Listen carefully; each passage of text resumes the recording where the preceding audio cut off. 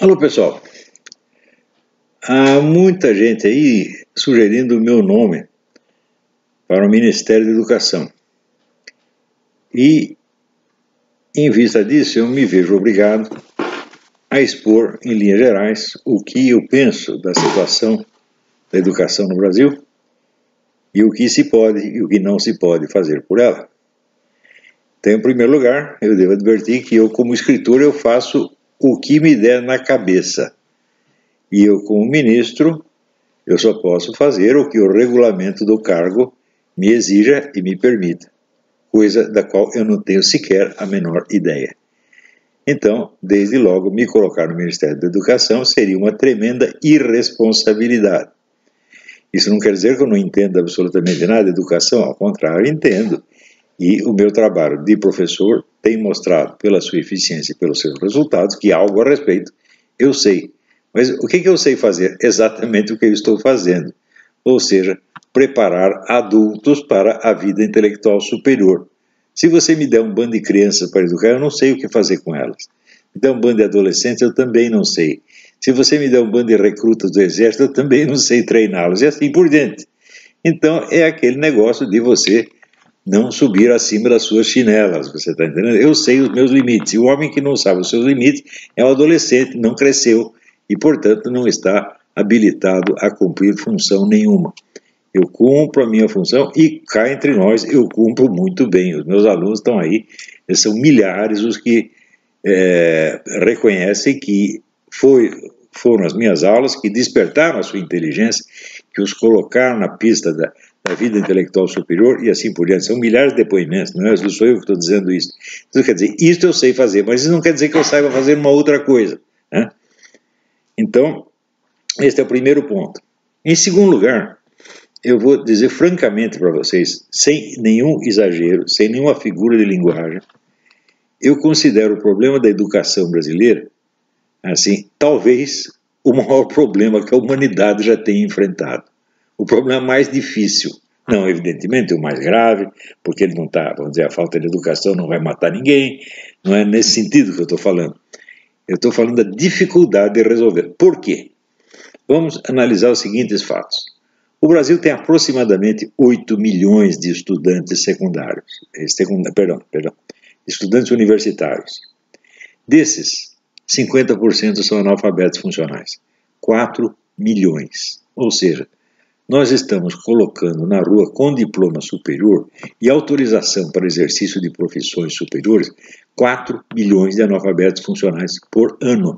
E isto já vem há muito tempo. Então você pode calcular assim, no mínimo, dos profissionais que exercem funções superiores no Brasil, há pelo menos 40 ou 50 milhões de analfabetos funcionais.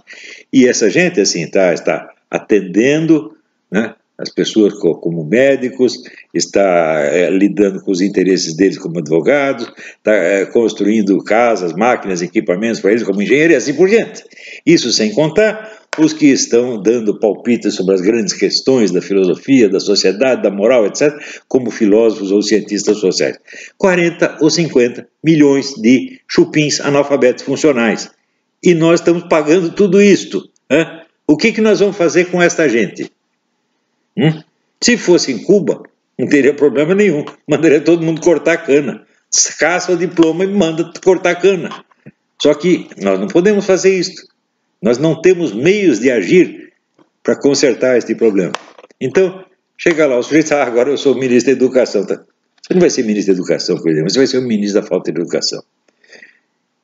No ensino secundário, nós temos aproximadamente 28 milhões de inscritos, que sistematicamente, todo ano, tiram os últimos lugares nos testes internacionais, abaixo dos alunos da Zâmbia, da Serra Leoa, do Paraguai, dos países mais pobres que você possa imaginar.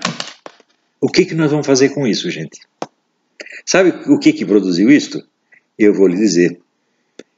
O que produziu isso foi a mentalidade criminosa que considera a educação um benefício que o Estado está dando ao indivíduo. Considera a educação um direito de todos. Né? Então, é assim, esta ideia introduz na cabeça do cidadãozinho a crença de que ele está recebendo a educação e o seu diplominha secundário ou superior para o seu benefício, não para que ele preste algum serviço à sociedade. Então você tem direito a um canal de ascensão social e você pega o canal com o nome de diploma e você sai na rua enganando as pessoas, fazendo um serviço de merda, tá certo? E ferrando com a vida dos seus semelhantes e achando que está exercendo um direito. Esse direito não existe, meu filho. A educação superior não é um direito, de jeito, em hipótese alguma. A educação superior é um benefício que algumas pessoas recebem em função do trabalho superior e superiormente difícil que elas prestarão à sociedade, prestarão aos seus semelhantes. Ora, quem é que durante o exercício desse seu maravilhoso direito de acesso à educação superior está pensando nos seus semelhantes, está pensando no seu direito? E esse direito tem que ser dado para todos. Não, meu filho, esse direito tem que ser conquistado pela prova de que você vai se dedicar seriamente àquela profissão. Mas, meu Deus, se você não estuda, nem se dedica seriamente ao próprio estudo, como é que vai se dedicar seriamente à profissão cujo diploma você vai receber? Isso é impossível. Isso significa, desses 8 milhões de sujeitos que estão cursando universitário, todos estão lá apenas para conquistar um meio de ascensão social. Eles não perguntam assim, mas eu vou exercer algum trabalho útil? O que eu vou fazer pela sociedade humana? Qual é a minha utilidade? Eles vão me pagar para quê? Ninguém pergunta isso. Então, essa história de que a educação é o direito de todos, isso é uma coisa de demagogos criminosos. Os caras que inventaram essa ideia deveriam estar na cadeia. Tá certo? Porque a educação não é seu direito, meu filho. A educação é um privilégio que você recebe em função de um serviço que você vai prestar para toda a nação, para todo o povo, para todos os seus semelhantes. O cara que pensa na educação como uma coisa para a sua ascensão social, como um direito dele, é um egoísta. Esse sistema está educando as pessoas para serem psicopatas, para serem criaturas antissociais, que só pensam em si mesmos, que vão para a universidade, sabe por quê? Porque lá está cheio de garota, está cheio de mulher, lá tem sexo livre, lá tem maconha à vontade, você pode dizer o que quiser, você pode gritar, você pode bravejar, você pode bater no professor, você pode queimar a sala de aula, você pode fazer tudo. Eles vão lá para isto. E o que cria isto é a mentalidade de que a educação é um direito. Ora, como a educação pode ser um direito? Presta atenção. Se todos os educadores do mundo tem o consenso de que o sujeito ativo da educação é o estudante, não o professor. O professor apenas dá a ocasião, mas quem tem que estudar e tem que realizar os fins da educação é o aluno. Como pode ser um direito uma coisa que você mesmo tem de fazer? Direito é uma coisa, direito, já dizia Simone Weil, direito é a obrigação de um terceiro.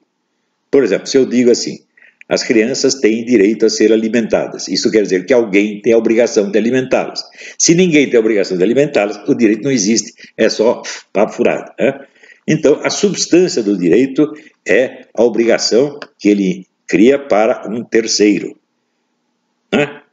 Ora, se a educação não é algo que o professor possa fazer por você, não é algo que o Estado possa fazer por você, mas que só você pode fazer por você, que sentido tem denominá-la um direito? A categoria do direito não se aplica absolutamente. Você pode dizer que o Estado tem a obrigação de tentar educar você, de dar algum instrumento para você, mas não de dar educação. Ninguém dá educação para ninguém. A educação, o aluno conquista por si mesmo. Aqui nos Estados Unidos, o educador de maior sucesso chama-se John Taylor Gatto, G-A-T-T-O. E ele descobriu o óbvio dos óbvios. As pessoas só aprendem o que querem. Portanto, o que ele ensina? Ele diz, eu ensino o que o aluno quer aprender. O resto eu não ensino. Então, se o aluno só pensa em basquetebol, muito bem, eu só vou ensinar basquetebol para ele. Só que o basquetebol passa a ser, vamos dizer, a raiz de onde surgem todos os ensinamentos necessários para a compreensão e a prática do basquetebol. Inclusive noções de fisiologia, de medicina, de física, etc, etc. Tudo com base no beisebol. Se o aluno estiver interessado em luta de boxe, então vai ser a luta de boxe. Não importa o quão pequena seja a área de interesse dele. Qualquer área de interesse é o centro tá certo? De onde a educação irradia para todas as outras áreas. Então você pode pegar qualquer ponto de partida, serve. Agora, se você já vem com um programa pronto, olha meu filho, aqui você vai ter que aprender português, matemática, história geral, ciências, mais isso, mais aquilo, mais aquilo, mais aquilo, mais aquilo, você não vai aprender nada. Né? Eu afirmo para você, eu desisti do ensino formal muito cedo na minha vida, porque eu percebi exatamente isso. Eu falo, olha, eu venho aqui na escola para aprender só duas coisas, latim e biologia. Eram os únicos cujos professores, as únicas matérias cujos professores despertavam o meu interesse. Essas duas coisas eu aprendi. O resto, eu não sei o que os professores estavam falando. Nós tínhamos um professor de história, que era um homem eruditíssimo, só que ele já estava cego. Então, ele não dava aula, ele fazia discursos. Né? Até hoje eu não sei sobre o que ele estava falando. Ele não sabia, inclusive, onde estava a classe, às vezes ele começava o discurso, daqui a pouco ele estava voltado para a parede. Né? Como é que você pode aprender alguma coisa nesta base? Realmente não pode. Né? Havia os professores, havia uma diretora que foi pega dando para um aluno na sala da diretoria e outro que foi pego vendendo diploma. Então, diante dessas coisas, eu falei, mas esse lugar aqui não é sério, esse lugar aqui é perigoso. Eles estão aqui para tomar o meu tempo, tomar as minhas energias. Eu fiz as contas. Se eu, em vez de vir para cá todos os dias, levo 1 hora para chegar aqui, outra hora para voltar, tenho que carregar essa mala pesada, e tem mais isso, e mais aquilo outro, estou gastando um tempo desgraçado. Se eu ficar em casa e estudar 2 horas por dia, eu ganho muito mais do que isso. E a minha vida é a prova disso. Eu vou dizer uma coisa, eu sou uma das raríssimas pessoas que tem educação universitária no Brasil, porque eu conquistei por mim mesmo. Numa universidade brasileira é impossível. Impossível. Eu vejo, claro que eu não conheço todas as universidades, mas eu conheço suficientemente o ensino de filosofia e ciências humanas, que eu sei que é um desastre. Um exemplo do desastre é, por exemplo, o uso que se faz, que nas universidades, que os professores, como por exemplo esse seu Renato Janina Ribeiro e outros, fazem da palavra fascismo. Eles não têm a menor ideia do que foi o fascismo. Eles nunca estudaram isso. Não tem nenhuma substância histórica o que falam do fascismo. Nada, zero, zero, zero, zero, zero. Eles partem de uma ideia que foi criada, vamos dizer, mais ou menos por Antônio Gramsci e outros marxistas, de que, como só o marxismo tem uma teoria racional da sociedade e da história, quem quer que se oponha àquilo está no irracional. Partindo do princípio de que o fascismo é racional, então o fascismo não é sequer uma ideologia, não é uma filosofia, não é nada. O fascismo é apenas violência, gente gritando, etc, etc. Graças a isso, todo mundo ignorou a ideologia inteira do fascismo.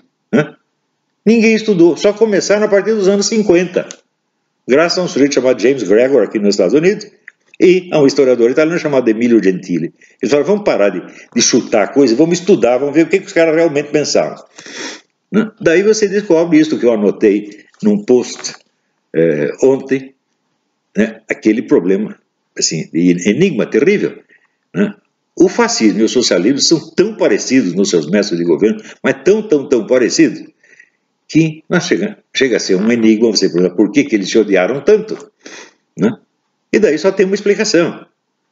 Ambos eram regimes ditatoriais, violentos, cruéis, assassinos, tá certo? E sobretudo ladrões, tiravam tudo que o povo tem, reduz a fome, mata, tortura, prende, etc, etc. Ambos faziam a mesma coisa. Censura para tudo quanto é lado, polícia política invadindo a sua vida. Era a mesmíssima coisa, só havia uma diferença. O comunismo se dizia herdeiro da tradição iluminista e, portanto, ele fazia tudo isso em nome da democracia, da liberdade, dos direitos humanos, de um futuro igualitário, papapá. E o fascista assumia que ele não gostava de liberdade, não gostava de direitos humanos, não gostava de democracia, e que o negócio era ditadura mesmo, e que o negócio era bater em todo mundo.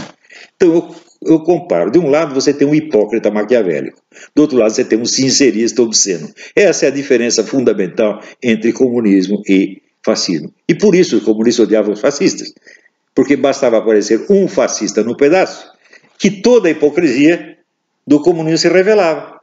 Falou, olha, esse cara aí está confessando, não só os crimes dele, mas está confessando os seus também, que você esconde. Então, claro, tem que esconder o fascismo, tem que varrer o fascismo para baixo do tapete, tá certo? E vieram fazendo isso até hoje, e nas universidades brasileiras, qualquer coisa que o comunista não gosta, ele chama de fascista. Ora, eu estudei o fascismo, já estou pensando até escrever um livro assim, que caralho é o fascismo? Né? Porque a ignorância a respeito é tanta, e é a ignorância universitária, gente. É a ignorância de caras que posam como professores. E que, junto, como não tem cultura suficiente, não tem cultura universitária mesmo, é tudo falso. Né? Eles também não são capazes de analisar a realidade quando ela está na cara deles. Por exemplo, nós sabemos que no Brasil, há 30 anos, o pessoal de esquerda censura, discrimina, boicota, destrói carreiras universitárias, tapa a boca das pessoas, estão fazendo isso há 40 anos. Né? Daí aparece a menina, que é a Ana Carolina Companheiro, e diz, olha, vamos lá e vamos fotografar o que está acontecendo. Imediatamente aparece o Renato Janina Ribeiro dizendo, não, isso é uma onda de violência fascista dentro da universidade. O quê? Ela não fez nada, ela só disse que sugeriu que fizessem, não que fizessem o que vocês estão fazendo. Por exemplo, o que fizeram com o meu filme, Jardim das Aflições, em várias universidades, que se reuniam gritando, agitando, tocando fogo nas coisas, atemorizando as pessoas para não passar o filme, porque eles têm medo de ver o filme, meu Deus do céu. Vocês que fazem isso. O Renato Janine, são os seus discipulinhos que fazem isso. E daí aparece a menina e simplesmente sugere. Né? Eu achei a sugestão até, inclusive, ingênua. Tá certo? Porque ela fazer isso, ela está se sujeitando. Aqui digo exatamente isso dela. Não é assim que se lida com esses caras. Você tem que ter um pouco de conhecer a malícia deles, e saber por onde mexer. Né? Isso não quer dizer que você deve policiar o seu vocabulário. Não. Eu não policio o meu vocabulário de jeito nenhum.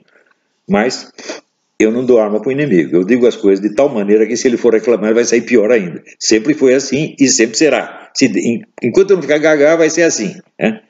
Depois já não interessa mais. Bom. Então, o que nós vamos fazer com esses meninos que tiram os últimos lugares nos testes internacionais, que são derrotados por menininhos seminus e miseráveis, famintos, da Zâmbia, da Serra Leoa, dos países mais pobres do mundo? O que nós vamos fazer com esses camaradas bem alimentados, porque aqui os alunos, maioria classe média, bem alimentados, que tiram os últimos lugares? E o que nós vamos fazer com esses 4 milhões de analfabetos funcionais que estão anualmente sendo despejados no mercado? E que estão lá porque acreditam que a educação, que o diploma superior é um direito que eles têm. Diploma superior não é um direito, meu filho. Diploma superior é uma obrigação que você tem para cumprir com a sociedade. Agora, se o sujeito não cumpre, mas a sua profissão superior é um direito, então a competência ou a incompetência não faz diferença. Um direito é um direito. Não é isso? Isso é a mesma coisa que o sujeito achar que ele ter, sei lá, uma carteira de habilitação para dirigir automóvel é um direito. Não é um direito. É uma obrigação que você contrai. Você vai lá, faz o exame, então agora você tem a obrigação de cumprir as leis e dirigir direito. Antes você não tinha essa obrigação. Agora que você tem a carteira, você tem. Diploma é a mesma coisa, meu filho. Por exemplo, eu não sou obrigado a curar ninguém. Chega o sujeito aqui, eu estou com hemorroida, estou falando, vai no médico, não é comigo o negócio. Se eu tenho um diploma de medicina, eu contraí um direito? Não! Contraí uma obrigação de tratar daquele sujeito de acordo com o melhor do que a ciência pode me ensinar.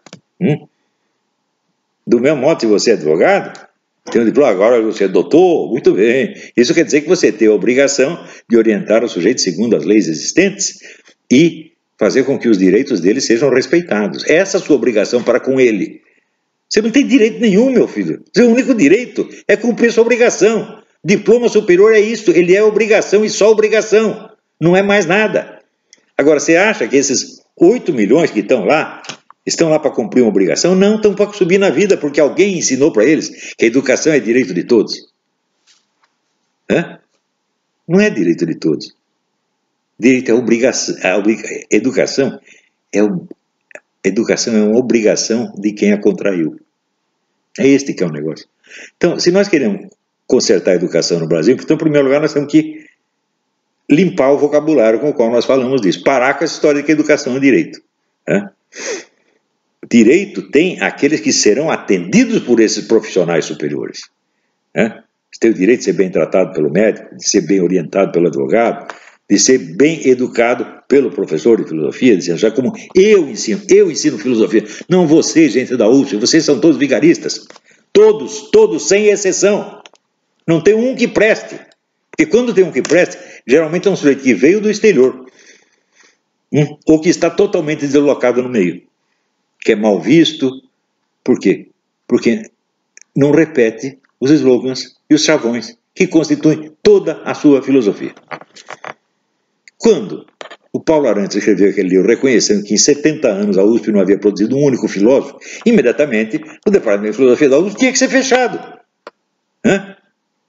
Porque é o tal negócio, aqui tem uma escola de equitação, só que nunca um sujeito ali conseguiu ficar em cima do cavalo por mais de um minuto. O que você faz? Fecha essa porcaria.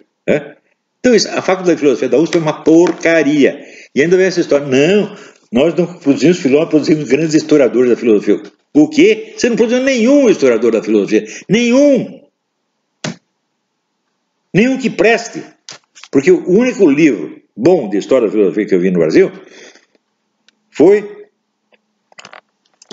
a do Castro Neri, História da Filosofia Antiga, que foi publicado em 1936, 37. Nunca mais vi nada que prestasse. Ora, eu mesmo dei um cursinho que em versão resumida foi depois publicado como CD e transcrição. Transcrição não gostei muito, está mal feita, mas que é a História Essencial da Filosofia. Que depois apareceu o seu Paulo Giraldelli, é o inventor do parto anal. Basta isso, ele diz que antigamente os homens não conheciam o coito vaginal, só o coito anal, e que o coito vaginal foi a descoberta tardia. Então vocês imaginam por onde nasciam as crianças, por onde se geravam e nasciam as crianças até então. O sujeito que diz isso, evidente, tem que estar internado no hospício, mas ele, vendo o título do meu curso, criou um curso dele com o mesmo título. É isso. E esse cara é professor universitário. Bom, mas eu vi uma cena dos alunos dele quase batendo nele. Então entende-se o ensino que ele dá. Então, mas no Brasil, um país onde o Paulo Giraldelli é aceito como professor de filosofia, o país está acabado. Um país onde esse bocó de mola, tipo Renato Fernando Ribeiro, chega a ser ministro da Educação, e o Haddad, o famoso Cagade, chega a ser ministro da Educação, o homem que fala cabeçalho. Ora, cabeçalho é uma das palavras que o professor mais usa desde a escola primária. Ele nunca ouviu essa palavra, ou nunca leu aquilo, cabeçalho. Cabeçalho, você sabe o que é, né? É isso que você sente em cima. Então, isso quer dizer que a educação no Brasil virou uma piada macabra. Agora, eu vou querer esse problema na minha mão para eu resolver? É claro que não. Eu acho que esse problema não tem solução. Sobretudo, no prazo de um mandato presidencial, não tem solução. Não esperem que o Bolsonaro resolva isso. Ele não é o super-homem, ele não é Deus. Este problema, só a sociedade brasileira como um todo, se tomar consciência do problema, talvez consiga fazer alguma coisa para resolver. Mas como é que vai tomar consciência do problema se todo mundo está embalado na ilusão de que a educação é um direito? Outra ideia, pior ainda, é que a educação é um meio de subir na vida. A educação não eleva ninguém. Isso aí uma vez, a Odebrecht, que a Fundação Odebrecht me pediu um parecer sobre isso. Eles estavam lançando uma campanha para o povo exigir melhor educação. Ele falou, vai dar certo? Eu falei, não vai. Porque é o seguinte, a educação no Brasil não é um meio de subir na vida. Ela não dá isto a quem a tem, mas nega a quem não a tem. A educação não foi feita para ajudar você a subir na vida, mas para impedir você de subir na vida se você não tiver o diploma tal ou qual. Porque, olha, subir na vida sem o diploma, só com o poder do conhecimento puro e simples, olha, meu filho precisa ser um bocado inteligente para fazer isso. Eu fiz isso, inteligente, corajoso e forte, coisa que a maior parte das pessoas simplesmente não são. Então, eles precisam do diploma porque só conseguem subir na vida com a ajuda do professor, da instituição, etc, etc. Então, mas isso é uma falsa promessa. Você já viu na Vila Paulista, tem uma loja chamada assim, o Engenheiro que virou suco. O nego tinha lá um diploma de engenheiro, não conseguiu ganhar um tostão, abriu uma lojinha de suco na Vila Paulista e fez o seu pé de meia com o suco. Nós sabemos que em muitos países a situação é assim. Na Rússia é assim. Na Rússia você encontra engenheiro, médico varrendo rua. Todo o regime comunista dava diploma de curso superior para todo mundo. Só que não havia emprego para todo mundo. Né? Então, esta coisa da educação como direito é uma mentira. Isso tem que acabar. A educação não é um direito que você tem. A educação é uma obrigação que você contrai para com toda a sociedade. Basta colocar esta ideia na cabeça e você já começa a ver as coisas com mais realismo. Agora, o nosso problema não é como nós vamos educar mais brasileiros. Né? O problema é o que nós vamos fazer com os analfabetos funcionais que já estão na rua. Você sabe quantos analfabetos funcionais tem no parlamento? Né? Pelo menos 50%. Né? Uns 300 neguinhos lá. Né? 300 analfabetos funcionais. Tudo falando grosso. Tudo a seu doutor. Né? No Ministério. Né? Quantos analfabetos funcionais tem no Ministério Lula? Né? No Ministério Dilma? E assim por diante. Isto é um desastre educacional como nunca aconteceu no mundo. Né? Agora, vocês querem me botar no Ministério para resolver isso? Meu Deus, que poderes tem o Ministro da Educação? Em primeiro lugar, se está sob o Ministério, o Brasil já assinou convênios internacionais que têm valor de preceitos constitucionais, que o cara não pode voltar atrás, ele está amarradinho. O que quer que ele faça? Né? Então, uma coisa que eu penso é o seguinte: a educação no Brasil não tem solução no nível federal. Talvez no municipal ou estadual ainda tenha, porque eles têm mais margem de manobra. E, sobretudo, na esfera da iniciativa privada, você pode fazer muita coisa. Agora, no Brasil, há 50 ou 60 anos, só se concebe dois tipos de educação. A educação pública ou estatal, que é custeada com o dinheiro dos impostos, e a educação comercial ou empresarial, tá certo? Feito por empresas que cobram mensalidades, às vezes altíssimas, né, para dar o seu diplominha para as pessoas. Fala, peraí, se você pensar assim, como começaram as universidades? Elas eram universidades estatais ou eram universidades empresariais? Não é nenhuma coisa nem outra, meu filho. As universidades surgiram como clubes de aficionados. Quem criava a universidade? Os estudantes. Eles se reuniam e falavam, agora que professor nós vamos chamar? Chama fulano, chama fulano. Chamavam os melhores, né? Porque eles estavam zelando pelo seu próprio interesse. Agora, se tem lá uma equipe de profissionais, ou de burocratas, ou de empresários, eles vão querer resolver a coisa da maneira que seja mais simples para eles, né? Mais simples e mais lucrativa, seja para o Estado, seja para a empresa. Então nós temos que sair dessa estase do público-privado. Né? Você veja, nos Estados Unidos, os Estados Unidos tiveram a melhor educação do mundo até que criaram o seu Ministério da Educação no governo de Jimmy Carter. A partir daí a coisa foi para baixo. Não chegou ao nível brasileiro ainda, mas está caindo, está caindo. Né? Por que era assim? Porque a educação não era da responsabilidade do governo, a educação é da responsabilidade de todos. Então, em vez de dizer educação, direito de todos, não, educação, um dever de todos. É um dever das empresas, é um dever das igrejas, é um dever dos clubes, é um dever das comunidades de bairro e assim por diante. Todos têm que montar escolas e prover a educação a mais barata ou gratuita, se possível.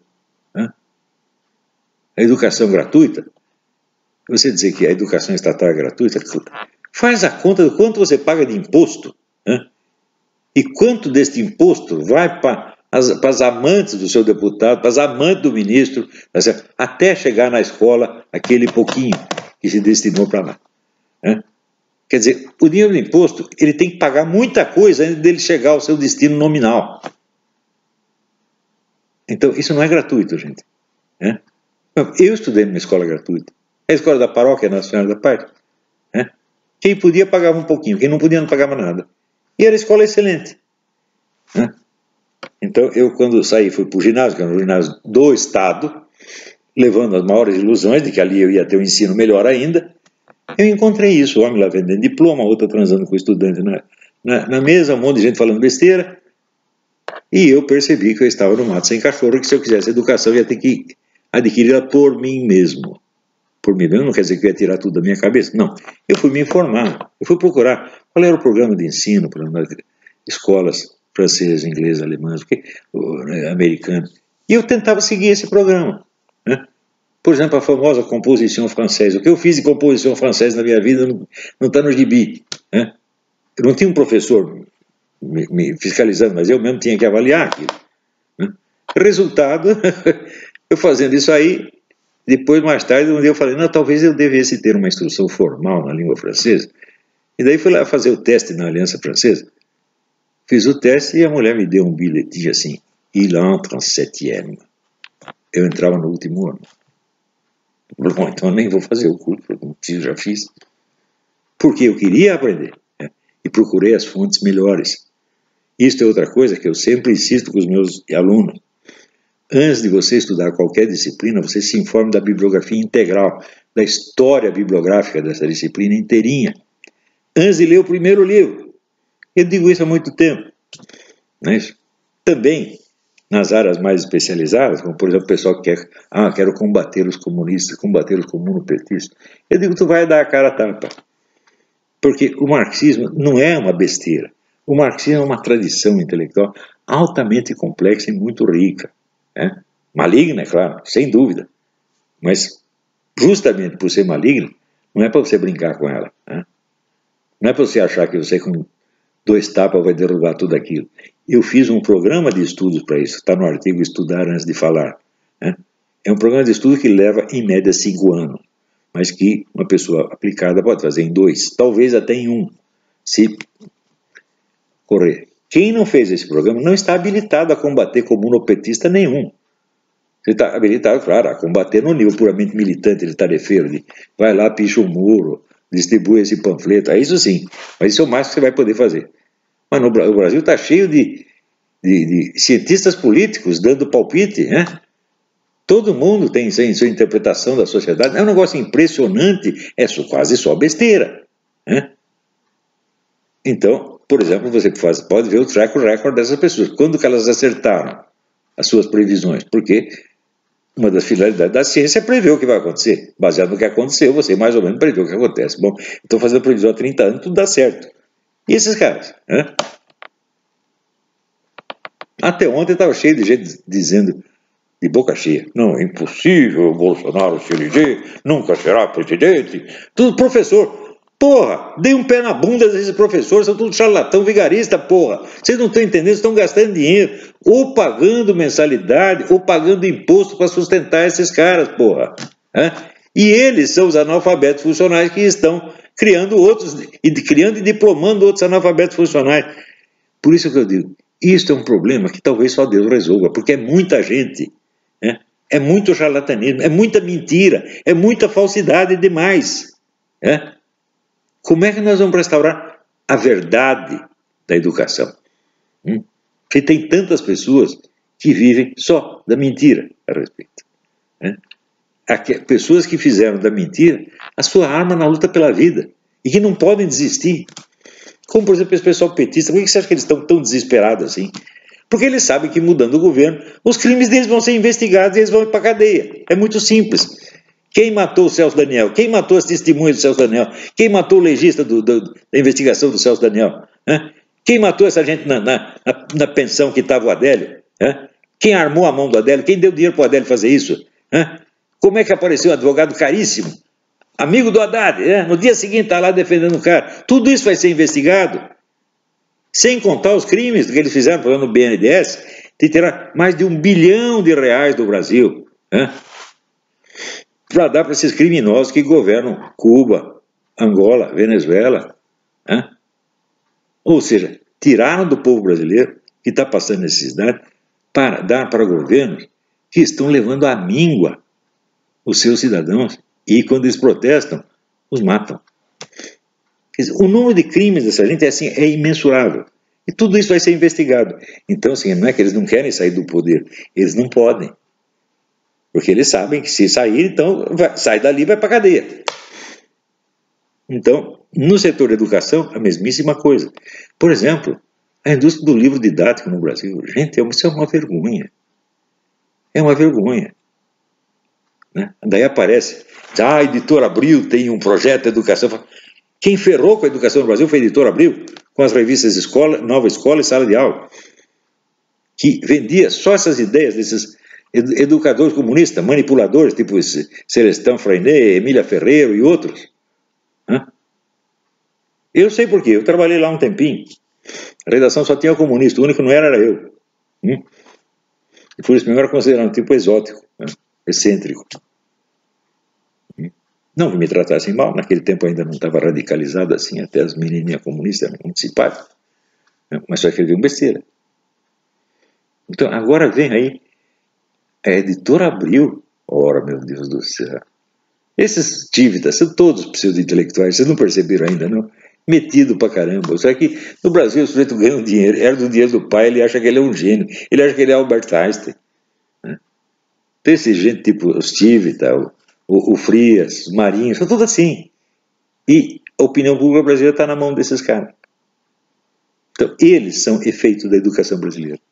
Todos esses. Como é que nós vamos resolver isso, gente? Então, me oferece o Ministério da Educação. Fala, eu prefiro que você xingue a minha mãe. Entendeu? Se é para ofender, já xinga logo a minha mãe. Não me chama de ministro, pelo amor de Deus, tá bom? Até lá, obrigado.